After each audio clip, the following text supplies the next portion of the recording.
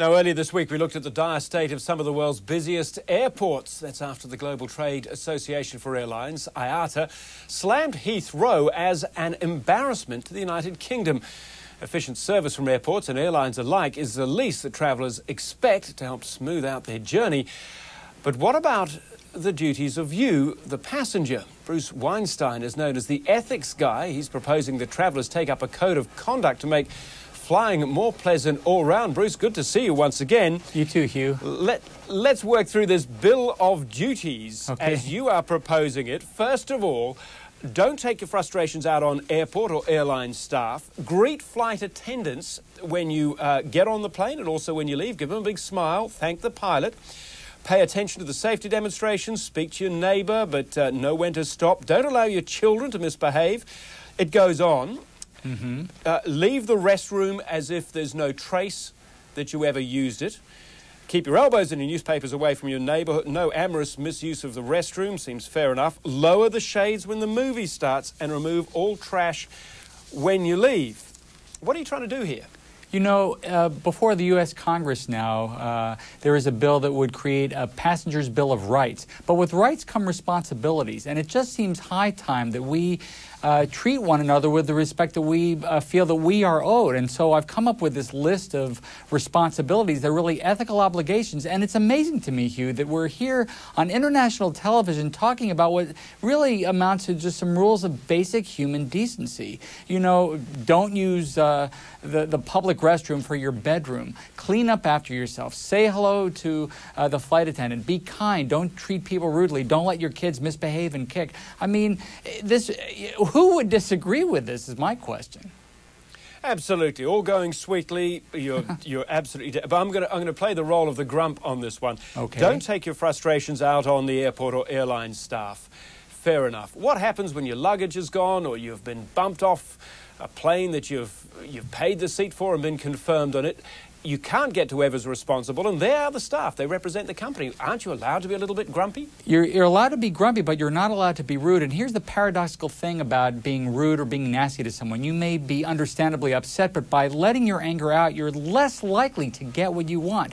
So from an ethical point of view, as well as from the point of view of just being in your own interest, we ought to take the high road. It's not always easy to do that, and certainly the snafus that have given rise to this Bill of Rights in the United States you know, give rise to our anger and our frustration or reflect that. Nevertheless, we really ought to take one big step back and take a look. And as Michael Moore asked in the film Sicko, who are we? How do we want to treat one another? Do we really want to have the kind of chaos that we've devolved into? Is that the best we can be is my question.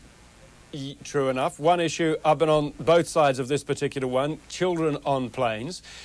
One presumes that if parents could stop kids crying or misbehaving, no child would ever cry or misbehave.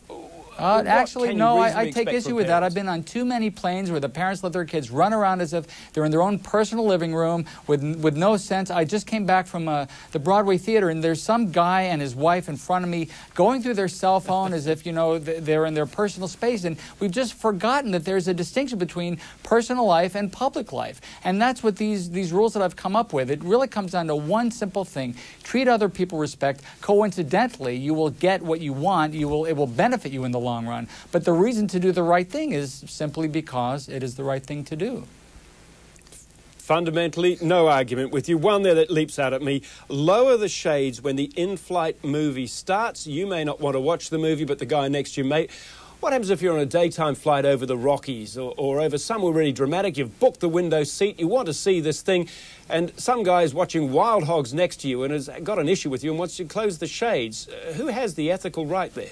Well, you know, if you really wanted to view the beautiful blue skies in the privacy of your own lounge, then you should hire a private carrier. But, you know, when we're in public, then there are certain rules that prevent us from doing exactly what we would like. And by the way, you're talking about the person next to you watching Wild Hogs. Let's put aside the ethical issues raised by watching that movie. You know, because let's face it, here John Travolta's doing Pulp Fiction one day and Wild Hogs the next. It's a travesty. But putting that aside, how about people watching pornography and extreme violence on their DVD players? As if, again, they're in their personal home. If you're at home, go ahead and watch the John Holmes Film Festival if you want. But when you're out in public, when there are kids around, don't do it. I mean, it's not just because I'm saying it. Isn't, again, just a matter of basic human decency? Yes, we must try to be human and decent when we get on board that plane. Bruce Weinstein, great to talk to you as always. Thanks, We'll try to be good. Thank you. Dr. Bruce Weinstein is author of Ethical Intelligence, 5 Principles for Untangling Your Toughest Problems at Work and Beyond. Now available at your favorite bookseller.